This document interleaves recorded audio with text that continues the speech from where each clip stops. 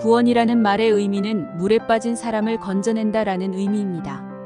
그래서 구원을 받기 위한 전제 조건은 내가 물에 빠져 죽어가고 있구나, 나는 아무리 노력해도 가망이 없구나 하고 자신의 처지를 깨달은 사람이 구원을 받을 수 있습니다. 마찬가지로 성경적인 구원은 내가 죄악 중에 출생하여 아무리 선하게 살려고 노력해도 안 되는 사람이고 나 스스로 죄에서 벗어날 수 없는 사람이구나, 이것이 마음에서 발견되어지는 사람에게 예수님이 찾아갑니다. 요한 1서 1장 8절에서 10절까지 말씀에는 이 부분이 정확하게 기록되어 있습니다. 자기 죄를 인정하고 죄를 사함받는 것인데 아예 자기는 죄가 없다고 하고 범죄하지도 아니했다고 하는 사람들은 죄 사함을 받을 수가 없습니다. 아무리 유능한 구조 요원도 물에 빠지지 않은 사람은 건질 이유가 없는 것과 마찬가지입니다.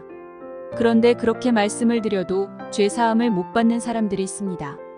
예수의 피가 우리를 모든 죄에서 깨끗하게 하는데 죄 사함을 받고 하나님과 사귐을 가질 수 없는 두 부류의 사람들이 있다는 것입니다.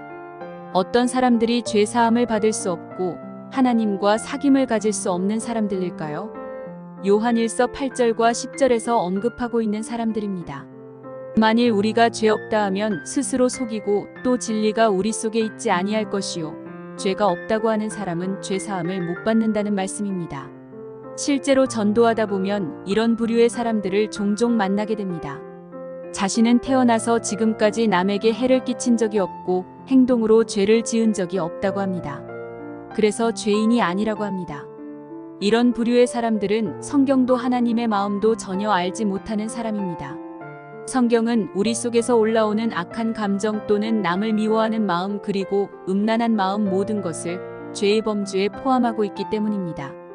구원이라는 단어의 의미는 물에 빠진 사람을 건진다라는 의미를 내포하고 있습니다.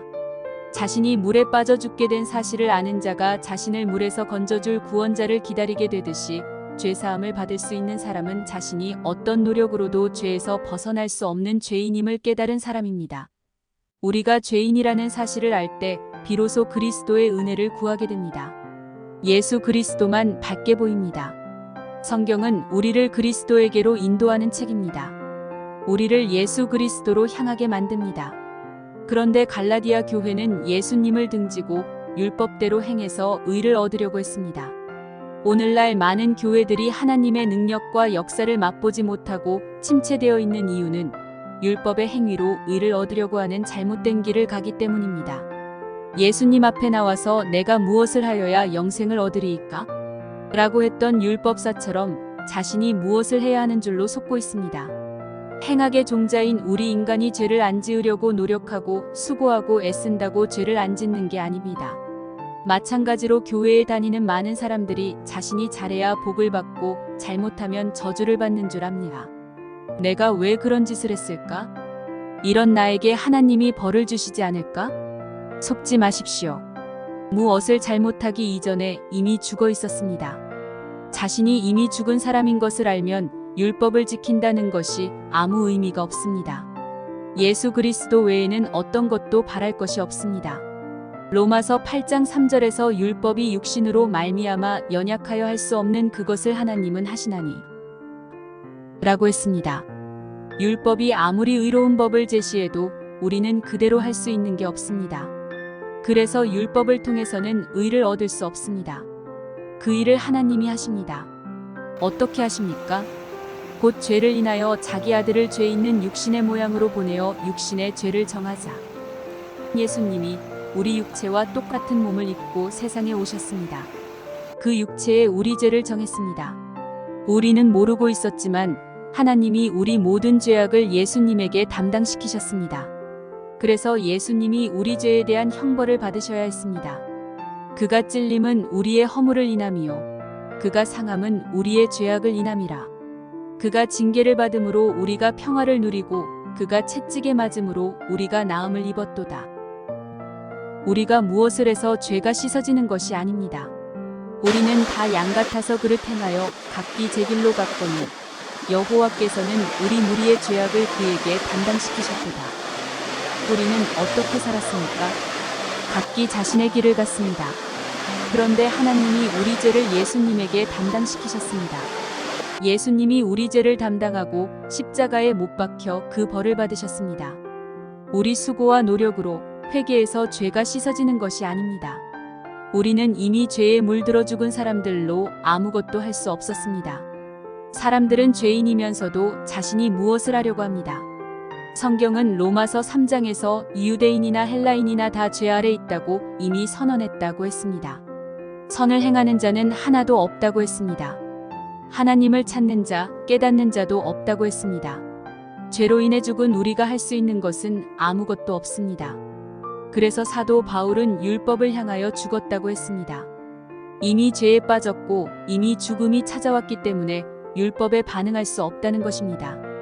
이런 사람에게는 희망이 없습니다. 오직 예수 그리스도만 희망입니다.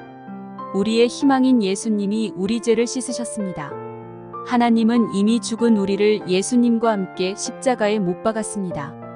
갈라디아서 2장 20절에서 내가 그리스도와 함께 십자가에 못 박혔나니 라고 했습니다. 이어서 그런즉 이제는 내가 산 것이 아니요 오직 내 안에 그리스도께서 사신 것이라. 이제 내가 육체 가운데 사는 것은 나를 사랑하사 하나를 위하여 자기 몸을 버리신 하나님의 아들을 믿는 믿음 안에서 사는 것이라 라고 했습니다. 예수님이 십자가에 못 박히실 때 나도 못 박히고 예수님이 장사될 때 나도 장사되고 예수님이 부활하실 때 나도 부활한 것입니다. 이제 우리는 나로 사는 것이 아니라 우리 안에서 예수님이 사십니다. 거듭난 성도는 예수 그리스도를 믿는 믿음으로 살아야 합니다. 나를 말하고 나를 나타내야 하는 것이 아니라 그리스도를 말하고 그리스도를 나타내야 합니다. 그 삶이 바로 믿음의 삶입니다. 사도 바울은 갈라디아서 2장 마지막에 이렇게 말합니다. 내가 하나님의 은혜를 패하지 아니하노니 만일 의롭게 되는 것이 율법으로 말미암으면 그리스도께서 헛되이 죽으셨느니라. 이 말씀을 꼭 기억해야 합니다. 우리가 율법을 지켜서 의롭게 되는 것이 결코 아닙니다. 율법을 지켜서 의롭게 되는 것을 바꾸어 말하면 죄 안 짓고 착하게 선하게 살아서 의롭게 되는 것을 말합니다. 의롭게 되는 것은 예수 그리스도를 믿음으로 의롭게 됩니다. 성경은 이 사실을 분명히 이야기하고 있습니다. 율법의 행위로 의롭게 될 수 없다. 이것은 영원히 변치 않는 하나님의 말씀입니다. 인간의 행위는 결단코 하나님께 인정받을 수 없습니다. 사람에게서 나오는 모든 것이 더럽습니다. 반대로 하나님으로 말미암은 모든 것이 아름답습니다. 아직도 율법을 지켜서 의롭게 되려고 하는 사람들이 많습니다. 그러나 우리가 잘해야 하는 것이 아닙니다. 우리는 이미 죄에 물든 사람인 것을 알아야 합니다. 우리는 선을 행할 수 없고 의롭게 살 수 없습니다. 그래서 하나님이 예수님을 세상에 보내셨습니다. 예수님이 우리 죄를 다 해결하셔서 우리로 하여금 예수님 안에서 살게 하셨습니다.